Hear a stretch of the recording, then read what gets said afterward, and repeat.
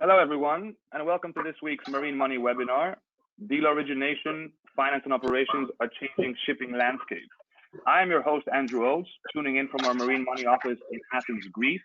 And today I have the privilege to welcome our moderator, Mr. Eric Stromzo, Managing Partner at Pareto Securities Asia, and our panelists, Philip Clausius, Founder and Managing Partner at Transport Capital, and Mr. Alan Hatton, Managing Director at Foreguard Shipping. Our speakers this week, all prominent Singapore-based owners, finance arrangers, and facilitators, will share their views on the current shipping finance landscape in Asia and what we can expect going forward. More specifically, they will shed some light on how COVID-19, travel restrictions, and social distancing measures have affected deal flow, deal origination, and new business so far this year, whether the decade-long trend of Asian finance becoming more prevalent in shipping is set to continue, what terms we can expect from Asian capital providers as risk increases, whether small companies will be able to compete on capital costs, and a closer look at how Singapore has been impacted as the undisputed global center for shipping. Before I hand over the floor to Eric, a couple of ground rules. The audience will be on mute during this webinar to ensure quality control. And during this webinar, you should have a control panel which pops up on the right of your screen. There are two actions you can take today. First is to ask a question. To do this, you simply need to enter your question in the box at the bottom of the control panel where it says questions. I will receive them, and at the end of the webinar, I will ask the questions on your behalf. The second major action is to collapse the menu by clicking on the little arrow on the top of the control panel. I will now hand over the floor to Eric to kick off the discussion. Eric? Thank you, Andrew. Hi, Alan, and hi, Philip. Thanks for joining me today. So I think we'll get right to the point and just start with setting the stage a little bit with the market that we're operating in. Andrew, if you could share the slide number 2 of the presentation. There we go. So this is what we're dealing with, right? We're going through an unprecedented pandemic that's had a significant impact on the lives that we all lead, not to mention business globally, and also the stock markets.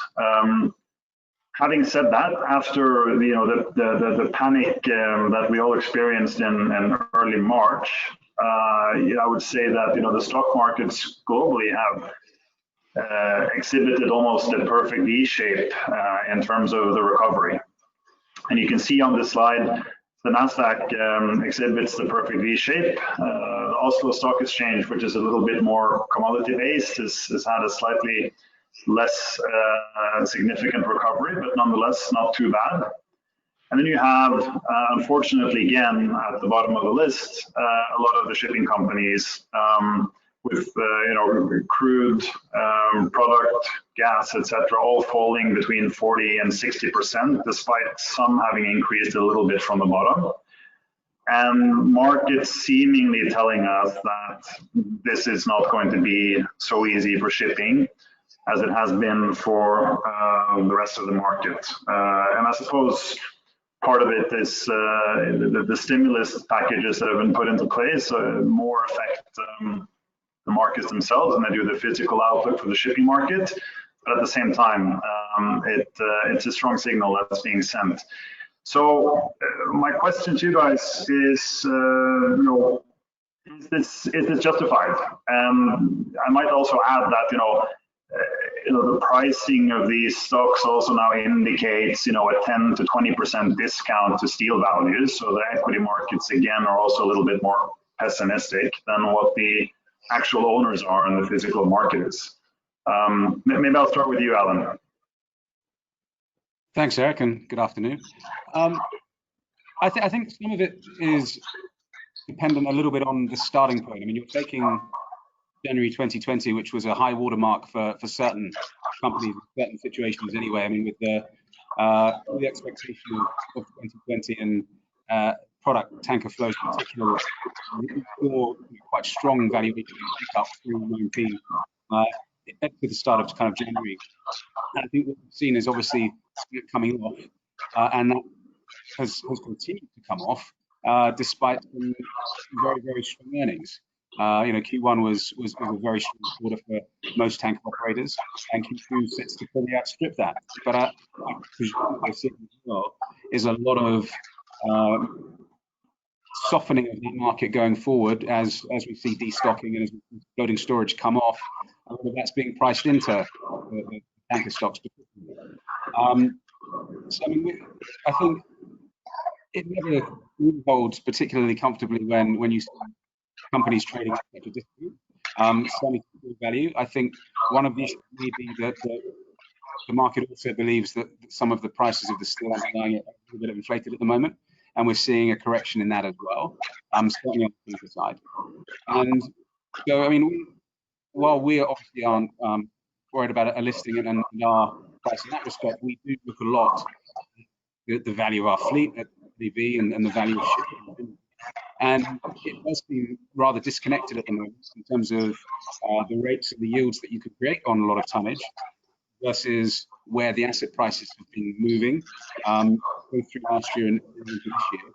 And so, again, we see that as opportunity from an asset perspective, I think, rather than necessarily something to be too overly concerned about. But certainly, one of the issues here is that the market doesn't particularly like shipping stocks at the moment.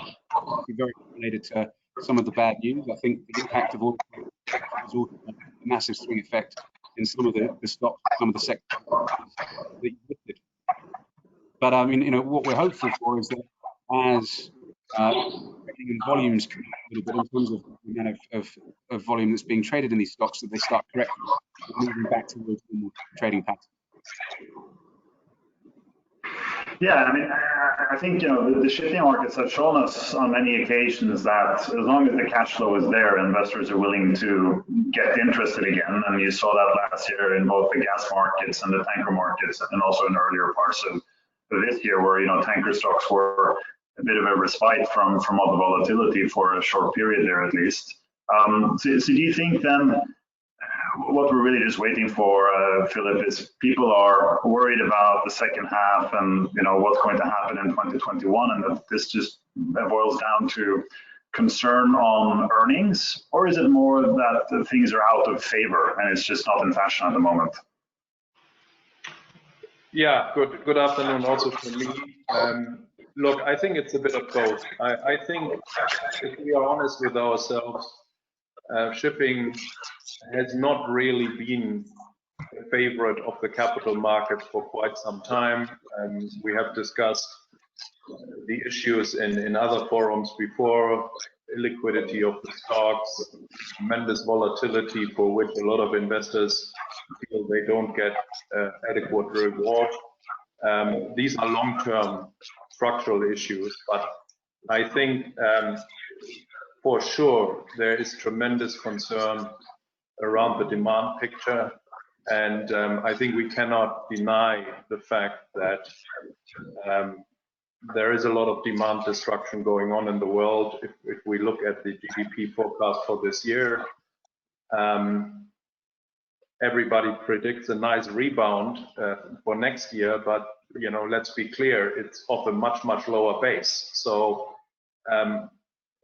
it's hard to be terribly optimistic about the demand side, at least over the next 6 to 12 months, and that is obviously weighing on stocks. But if I can just maybe throw in one other element here.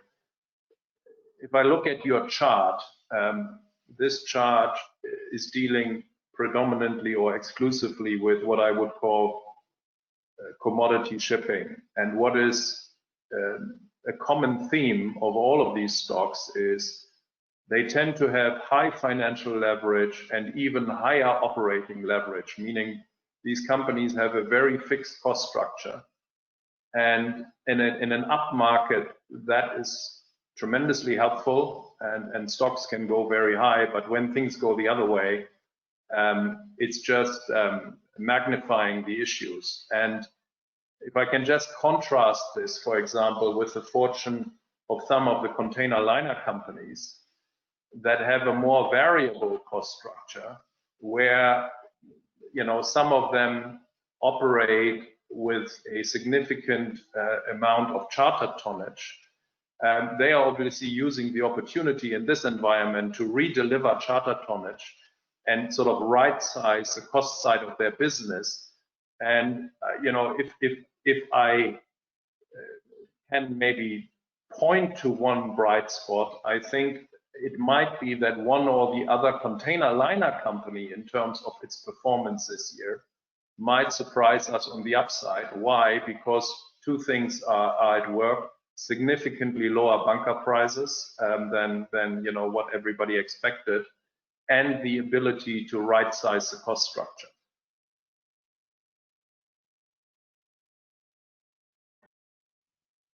No, I agree.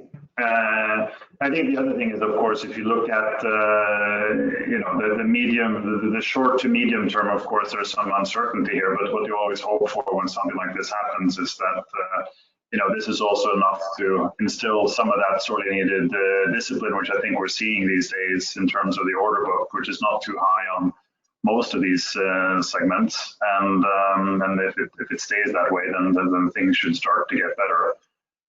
Which brings us into fuel discussion and all sorts of other things. But let's move on. I mean, I think one of the other things I wanted to just get your experience on is what it was like now operating during this crisis. Obviously, Alan running a shipping company that can't have been easy. What's it been like running a chemical tanker fleet during lockdown? Well, I think that the biggest critical issue, which I think is worth flagging, despite the fact that it's not necessarily, or it's a little bit perhaps tangential to our conversation, is just the difficulty that there's been making sure that crews are kept in the right way. There's a huge issue at the moment of crews overstaying their contracts on ships. Some 400,000 seafarers out there that we need to try and make sure we get them back, safely to shore, and that's an issue which is being discussed at far kind of in loftier company than us, perhaps. But certainly that's something that needs to be addressed. That needs to be addressed on a much wider scale, and that's been one of the key issues that we've been focused on, is trying to make sure that the crews on board our ships are being properly looked after. That we're doing as much as we can to ensure that their mental health and their safety and their ability to come off the ship, if we can facilitate that, is put above all else. That aside, I mean, and that's been one of the key focuses of, I think, most ship owners at this point in time. From a chemical tanker market perspective, we've seen in the near term the market actually be reasonably supportive. We saw rates through kind of Q1, Q2 strengthen, if anything, not quite to the degree that we saw some of the rates on larger tankers move, but equally we haven't seen the volatility on the downside either.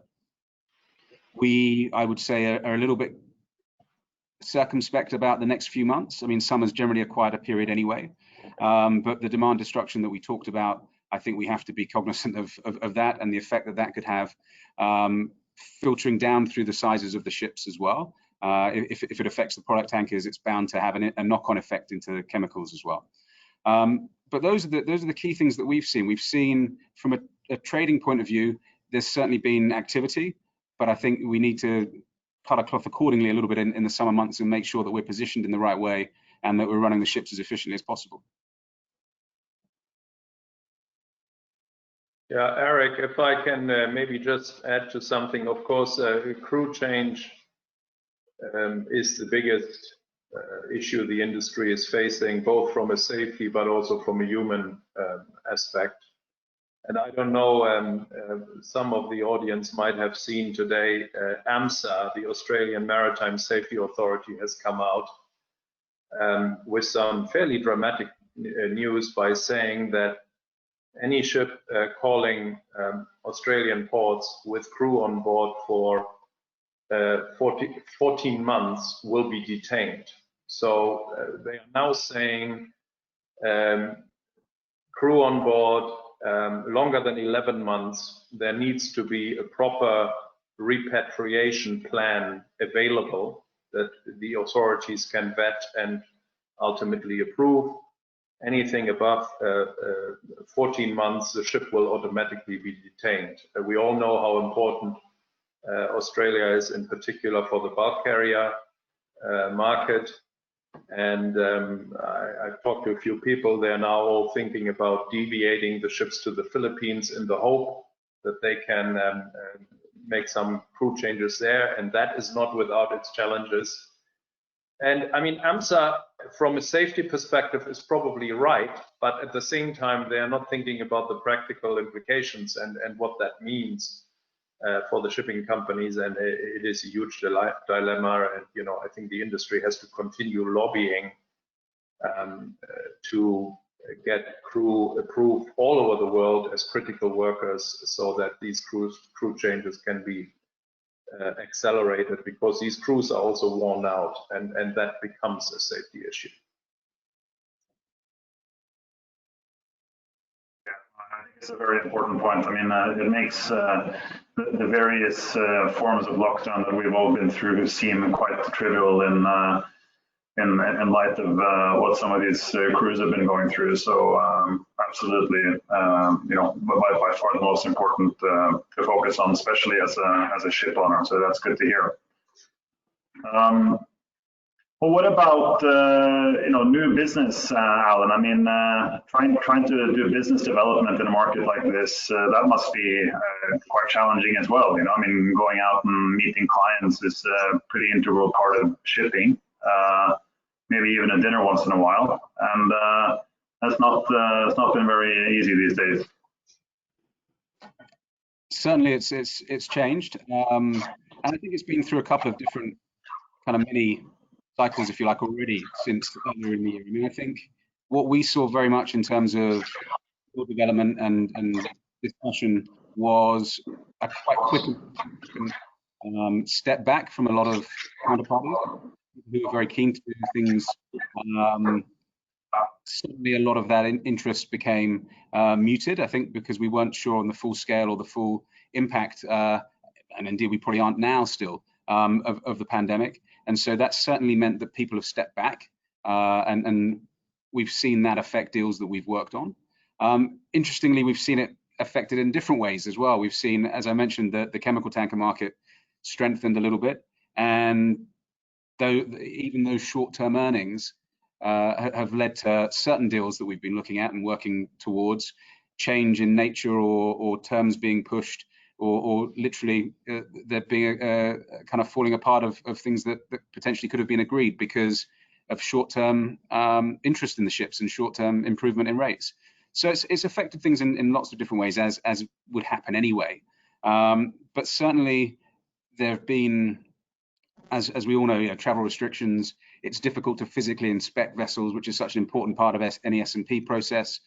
And so we've seen those kind of inhibitors affect the way in which we work. But I think on the flip side, certainly we've seen a real step change in terms of the embracing of technology, that bringing people together, that potentially making communication more effective and more efficient.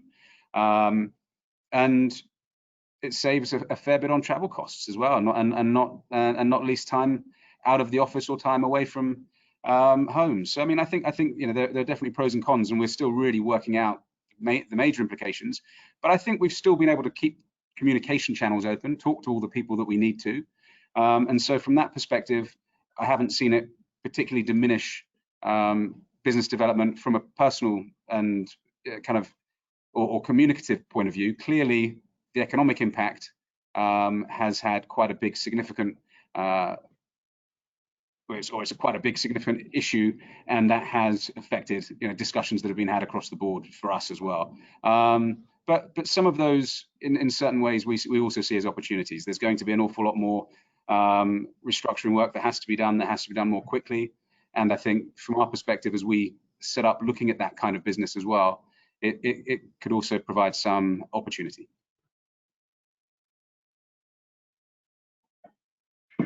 Great. That's good to hear that you're able to find some bright spots. And what about you, Philip? I mean, I know you work quite closely with a lot of banks out there, and they were almost the most hardest hit in a way, at least business-wise, for a little while there when there was the disruption in the lending market was at its peak.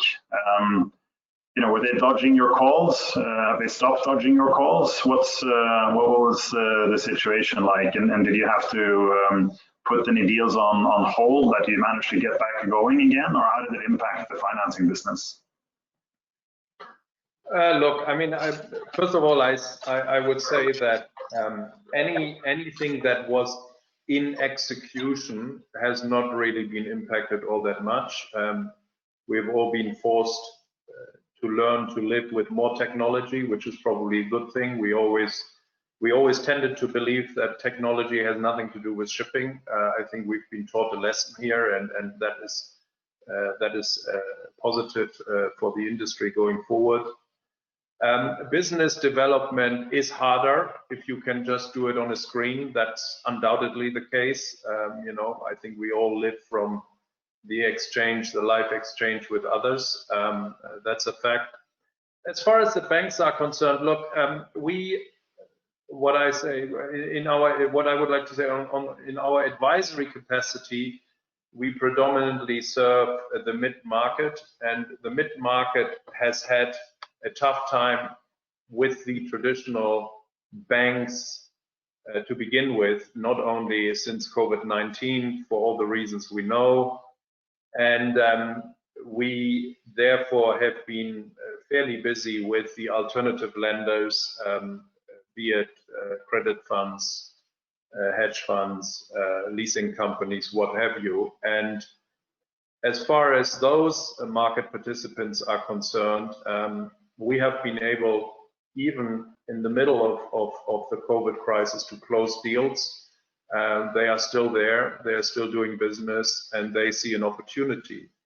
The banking market, the traditional shipping banks, I think it's fair to say at this point have slowed significantly. I think they're open for business for the very best credits as usual. But anybody who can't make this cut has a difficult time right now.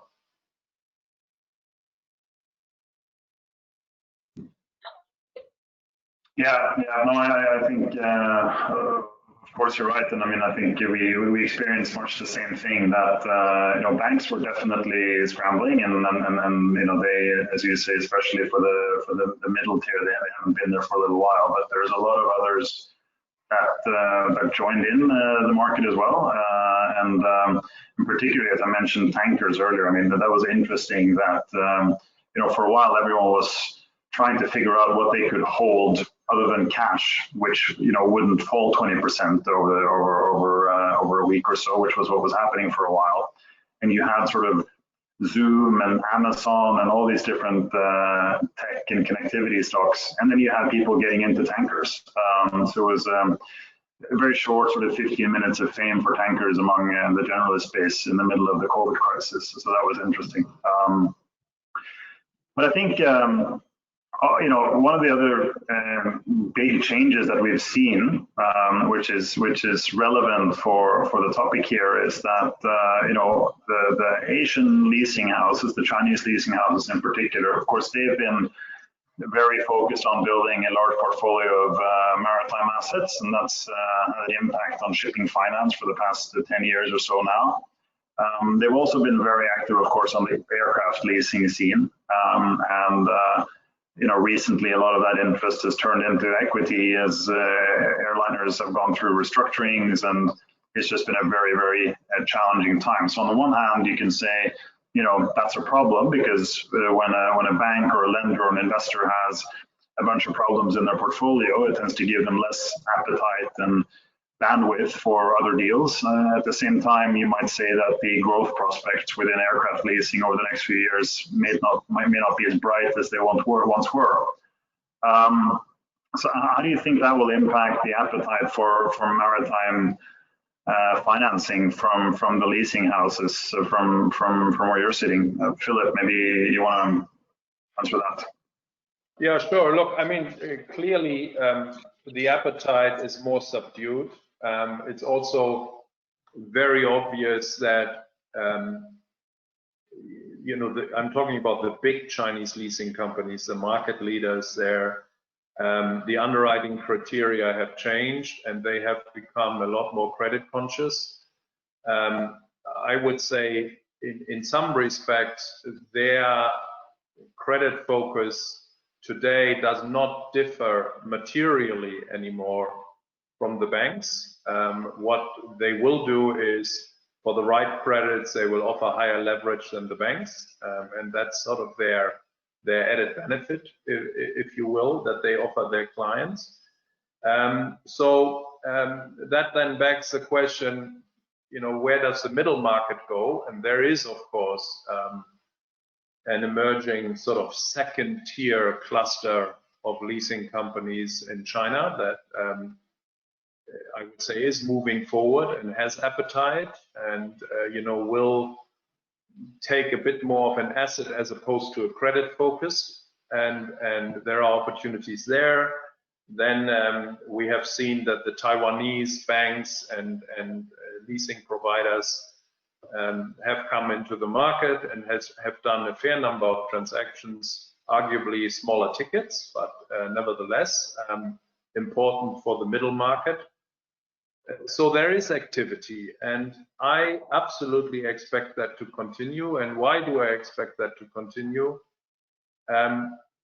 Basically, all Asian finance providers are not burdened with the same regulatory handcuffs that the Western banks are. And that is a massive competitive advantage for them. It's not easy for a European bank to be in shipping today, given the regulatory framework that they are dealing with. And there is opportunity for Asian finance providers, and I absolutely expect this market to continue to grow. Obviously, we have a cyclical cooling down right now because of everything that is happening in the world. But I think the trend is obvious, and I see finance to continue to shift towards Asia.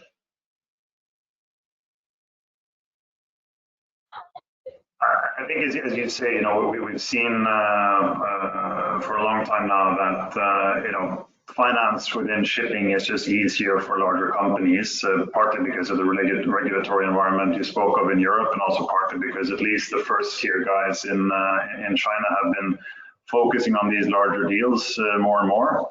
I mean, the other market, of course, that we've seen, which again is a bit reserved for the big guys, is, you know, the bond market, and that you know, there was a big discrepancy there between the bond pricing and the equity pricing for a while, where, you know, for companies like Euronav, the bond was down sort of to 13%, 14-15% yield, and equity had gone down only about 30%. So there's massive opportunities and mispricing in that market. But as the equity markets came back, and even after they've sort of slumped a little bit for shipping, and the bond market has come back a little bit, and you know, we've seen it opening recently as well for new issuances. So we did, for instance, a bond for American shipping company Product Tankers, Jones Act, last week, $200 million. And so it's, you know, and you can see the slide here, and of course you can see sort of the spreads are, you know, from 600 points and up, and so it's not cheap money. It's still not a fantastically attractive source of capital. But if you consider it not in light of bank financing, but more as a replacement for equity, as most of these are unsecured, it's not so bad, and it provides you with a bit of an advantage again against a smaller owner. So this disadvantage that smaller owners have, is that here to stay, or is it going to go away? And I'm going to ask you, Alan, because you guys have been actually quite successful in tapping into various sources of financing, and not all of them, you know, of course you have the credit funds and the hedge funds out of out of Europe, and they are getting more competitive, I would say, over the years. There's more of them, there's more competition. It's not all sort of mezzanine type financing, so they are a good option. But you guys have been able to tap into some other even more attractive financing sources as well, right?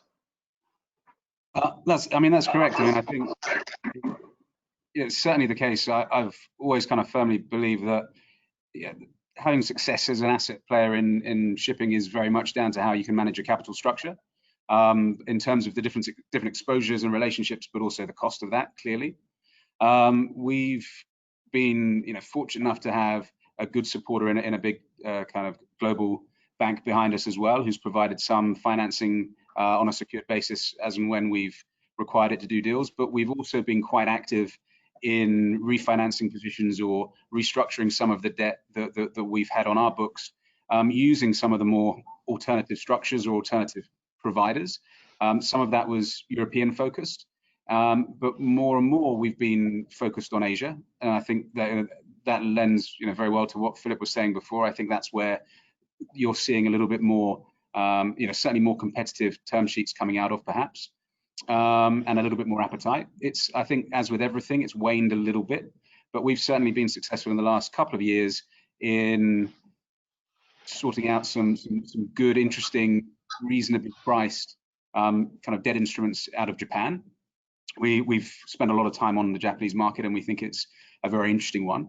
I'm very interested as well to see how that develops, because obviously it's a very fragmented market from a financing point of view. There's an awful lot of regional banks and tier 1, tier 2 banks in different prefectures, many of whom have got involved in ship finance in some way, shape or form, be it directly through local owners and the yards that are in their prefectures, or whether it's looking at larger JOLCO type structures and being involved in those. But I think more and more what we're seeing at the moment is that because of the projects that have been financed by them in the past, there could well be some work that needs to be done to correct some of those portfolios as well. I mean, as Philip mentioned, the regulatory issues are far lower. I mean, and the hurdles are far different in Japan in that respect. You don't have the difficulties with capital allocation and what have you. But certainly, I think there are portfolios that would do with having some extra capital applied from outside or restructuring themselves as well. So we've been a keen kind of advocate really of looking and doing as much as we can in Japan, because there is capital there for sure, and there has been appetite to back smaller deals. The ticket sizes don't have to be as large as some of the Chinese financing deals that we've seen, and they are slightly more asset focused. They do like contract cover, they do like all of those things, but certainly the term sheets that we see are much more focused on liking the asset, liking the sector, and backing the people that are running the ship. Maybe, Eric, just to add to this, I think Ellen is right. There is opportunity. I think Ellen will agree. It's a lot of hard work. It's no easy. There's no low-hanging fruit, and you need to structure very, very carefully. But just maybe to focus on one aspect, I remember very well before the financial crisis, the best credit in shipping was borrowing at LIBOR plus 50 bips, and the worst credit in shipping was borrowing at LIBOR plus 150 bips. So the spread was 1%. Today we live in a world where the best credit borrows at LIBOR plus 1.5, and the worst credit borrows at LIBOR plus 10. So I mean, that's how the finance landscape has evolved. The differentiation in capital cost has become very, very stark, which is a very good thing for the industry structure, because ultimately it will lead to some consolidation. I think we can all agree that this industry remains too fragmented, which results in no pricing power for anybody. So the end result of this trend is a positive one, which doesn't mean that, you know, one should not help and be agile as a mid-size owner. And there are opportunities, but it has become so much harder compared, to where we were 10 years ago and even 5 years ago. Thanks, Philip. I'm just gonna butt in here to ask a few questions that have been coming in from our audience. So this a question directed to Alan and Philip. Most of the deals you are currently managing are a result of bank distress. Do you see an increase in this in the months ahead? Will there be new opportunities for workout situations? Perhaps Alan can start first. Happy to. I mean, I think as we kicked off, I think we all think that the banks are going to be quite heavily affected by everything that's happening in the world at the moment. We do see situations kind of unwinding. I mean, we've seen some locally in Singapore in terms of more linked to trading and other things where asset positions have had to become at least restructuring work and liquidation work will have to be done around those, and they're quite significant. And so I think we'll see more of that. I think that the issue is going to be quite widespread across different markets. I think it lends itself a little bit to one of the points that Philip made earlier on in terms of the leverage of a lot of the companies that we saw that are either listed or not listed. I mean, it's become at least an awful lot of companies there are working on very high leverage, which leaves them very operationally leveraged, and there's a lot of value upside should things work out well. But it also means that it's very difficult if the market moves against you, that equity value is destroyed very quickly, and your headroom on debt, etc., is gone quickly as well. And so I think one of the lessons that maybe some of the financial institutions in the past have learned is that they need to also work more quickly and find contingencies and solutions to problems that they've got, rather than perhaps kicking the can, as we were saying, in just after the financial crisis for a few years, and these problems growing and growing. Although one thing we have seen is these deals and portfolio kind of deals be created where it's a much larger solution that's required, and capital comes in from a big private equity firm or something like that to take out a whole book. I mean, and I know Philip has worked on those kind of situations, and so it seems the big lenders will have large problems to deal with. But I think, as I mentioned with Japan, and I think some other places as well, the lending kind of landscape is also quite fragmented, and there can be pockets and small issues that need to also be solved, and so those are the kind of situations that we tend to focus on, rather than the much larger portfolio deals that we've seen done in the last few years. Thank you. Philip, any comments? Yeah, just quickly. Look, I think it's well known that we have been particularly active also with the German banks and the German lenders. It's fair to say that this is coming to an end. I would think there is maybe a year or 2 more years of work there for the banks that have publicly announced that they exit shipping. But that being said, problems are everywhere, and just to highlight one area. I mean, we all know that the Chinese leasing companies and the Chinese banks are dealing also with very significant NPL situations that will need addressing. How they will address this, and who they partner with, and etc., is an altogether different question, but it will need addressing. And so I concur with Alan. There will be opportunities. There won't be probably the multi-billion-dollar blockbuster deals of which we have seen maybe a handful. I don't see that, but I can see several deals of a few $100 million coming out of both banks and leasing companies. Thanks, Philip. Another question for Eric. When Pareto is asked to try to raise capital for an owner, whether it be equity or bonds or through a joint venture, is it normally to strengthen a weak balance sheet, or is it genuinely for growth and expansion? Eric?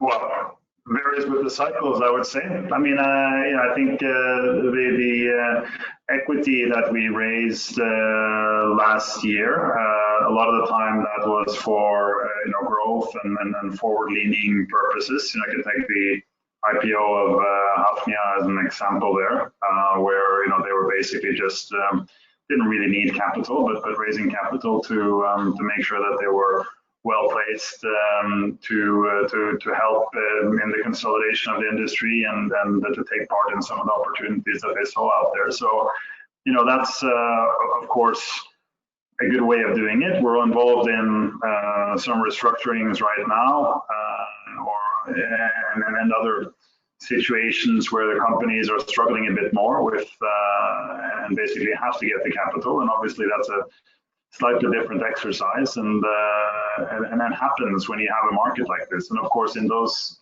situations, it will matter why are you in this situation? Is it because you weren't paying attention, or is it because something like a COVID-19 came suddenly out of nowhere and impacted you unexpectedly? I mean, that's kind of I think a key differentiator. If you do have to go out and raise capital when your back is against the wall, then people will look at why you ended up there. But it really depends with the cycles.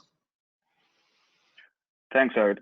Now, looking back at the first slide that you showed earlier, we have two questions, one on the tanker market and one on the gas carrier market. So one of the questions is, with banks more restrictive and less capital going into new building order book at historical lows and an aging fleet, do you expect tanker rates to recover and be supportive from the fourth quarter onwards? And then another question is on the gas carrier market. From the slide, you can see that so far the market has performed poorly. What's your view on the gas carrier market for the rest of the year? For the rest of the year? Yes. Right. So if I start with the first one, I think the order book and the bank the reduced availability of bank financing, and just generally the reduced availability of financing for shipping as a cyclical industry will have a positive impact on not just tankers but the various sectors in general. And I think also, as we touched on just a little bit earlier today, the fact that there is a lot of discussion about, the fuel of the future and what type of propulsion basically that ships will be using is leading also to some reluctance on the new build ordering side, which of course is very positive. It doesn't mean that you're not having orders, but I think you have a lot of situations where an owner that might have normally ordered 4 vessels orders 2. So it's not like they're not there, but they're just doing a little bit less and taking it a little bit more slowly. So that will be positive, for all of the sectors that we work with. And I think that's one of the things that makes me a bit optimistic about this whole industry in the slightly longer term. As for Q4 tanker rates, I think maybe Alan, you can answer that better than me.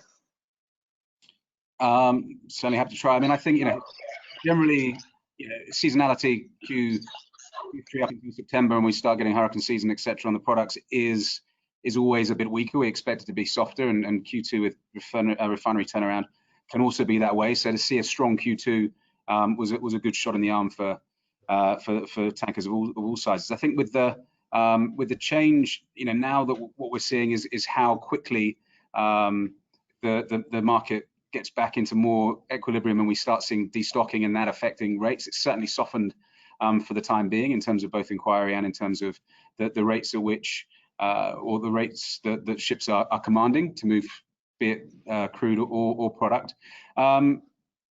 Usually we see a stronger Q4 than Q3, and I would hope by the time that we get there that we haven't seen the demand destruction that we alluded to earlier on. I mean, I think one of the things that, from a product side at least, makes me feel a little bit more comfortable is the mobility numbers, the amount of driving that's going on again. I mean, it's always a big indicator of gasoline demand. look at the US, and we're almost at pre-COVID numbers again. In fact, it's Singapore and London, two places quite close to my heart, where the numbers are still off quite a lot. But otherwise, you're seeing a return to distance traveled and to the use of cars again, and people being more mobile. And that's a big driver for the product market. So I think there's lots of other reasons as well to be hopeful that we see some return in the rates. But I think it would be kind of a little bit over optimistic to think that we're going to hit the kind of levels that we have been hitting more recently. I mean, certainly that wasn't just due to COVID. That was also due to the oil price war effectively between OPEC and Russia, the glut of product that came out that had to move. And so very quickly, demand outstripped supply on ships. That obviously there is a backlash to that, which is all the destocking that we're seeing currently and we'll see for a little while. So it was a very strong period followed by a soft market now. How long that runs for, difficult to tell, but I would hope by the time we get to Q4, we start seeing rates firming again. Thanks. So two more questions. One is on crewing that you discussed a little earlier on in the session. The question is, as far as you're aware, are there any procedures being considered to minimize the ability to rotate crews in the event of a second wave of COVID-19? Philip? No, honestly, I'm not aware. I don't know. Alan? I don't think anything as specific as that from what I've heard. I mean, obviously, the efforts at the moment are trying to address the kind of situation that Philip mentioned earlier, where we've got a crew running to 12, 13, 14 months into the contracts, which were meant to last 4 to 8. And really, I think that the main focus is on trying to make sure we can repatriate those who have been somewhat abandoned at sea at the moment. So we're trying to make sure that, and certainly from our efforts, are focused on ensuring that our crews can safely disembark and get back home. Obviously, what will happen after that, the second wave is more likely to affect people that come on board subsequent to any change now, because we've got crews at the moment that have been on ships 8, 9, 10 months or longer and have been pretty insulated from the infection so far. So that really, with the second wave, one would imagine only really affects people coming back on once we've repatriated the seafarers that we need to address the situation around now. All right, thanks. So just a final question here. Eric, Philip, and Alan, you're all based in Singapore. Your businesses are active there and in Asia. The question is, what has been the impact of the disruption in the shipping markets due to COVID on Singapore as a leading shipping hub? What are your views? Perhaps we can start with Philip. Look, I would say the impact here has been proportional to the size of the market. It's been well publicized that one or the other bank here is closing their branch here and will not conduct active lending in the future. But then, having said that, there are Taiwanese banks opening branches here, and they also conduct some ship lending from here. So, of course, look, there's no winners in a time like this. I think that goes without saying. But I continue to be very confident of the long-term future of Singapore as a very, very important cluster. I think also, and this, I'm not saying this in a cynical way by any stretch, but the problems that Hong Kong is currently going through by default are positive, if I can use that term, for Singapore, in the sense that it will generate additional business for Singapore. That's just a very natural development. So I'm firmly of the view that Singapore as a maritime cluster will continue to thrive. There are obviously issues right now that we all know about, but I don't think these issues are bigger than in any other maritime center. I think the industry as a whole is suffering on a global level. So again, my view is it's a proportional suffering to the size of the marketplace. Any comments, Alan? And I would tend to agree. I can't see anything that stands out as affecting Singapore disproportionately. I think what we're seeing, is obviously it will remain as important as central. I think while there might be branches closing of banks or whatever, we still have very much the network of various different support services around shipping, the support from the MPA and the government to ensure that the companies here have as good a chance as they can. I mean, obviously we've had some local incidents, things like Hin Leong and what have you, which has perhaps dented some of the portfolios here and certainly affected some of the banks locally. But again, that's not been disproportionate to Singapore because those banks have been a global players as well. So I think it's difficult to say that COVID in isolation has affected Singapore disproportionately, and that changes Singapore and its position as at the forefront of global maritime hubs. Thanks. Eric, anything to add? I would want to say that, I think you've seen during this crisis that, Singapore is really a maritime hub, and you've experienced the effects of the crisis very hands-on in terms of, issues regarding crews. And of course, you have incidents with companies that are struggling and all sorts of other impacts that just make it clear that when it's that high on the agenda, when it's in the news and all around you, just shows you that this is really a maritime hub. And I think the government has done a lot of positive things to support. They've been proactive, and they're also planning on coming in with capital, it seems, and some of the companies that need that. So that's all good. I saw recently they also announced a new VC fund, basically a government-backed, putting $50 million to work, which is not a small amount when it comes to maritime venture capital. So I think they're doing the right things, and they're slowly starting to focus on the market. And we spend a lot of time, educating the generalist investors here about shipping. I think we will get more of them over the next few years, and so I think that the prospects for Singapore as a maritime finance hub have only improved, not because of COVID, but in spite of COVID. Thank you. That's very positive. So thank you, Eric, Philip, and Alan. That's all we have time for today, unfortunately. For those of you listening in, this webinar is being recorded and will be posted on our website later today or tomorrow, so keep an eye out for that. We'll also send a follow-up email tomorrow with some contact details. So if your question wasn't answered today, I know there were some questions that we didn't have time for. You can follow up with our speakers tomorrow. If you're interested in participating in a future Marine Money webinar or becoming a Marine Money member, please visit our website at www.marinemoney.com or contact someone at the Marine Money team. Thank you all again for tuning in. This is your host, Andrew Oates from Marine Money, signing out.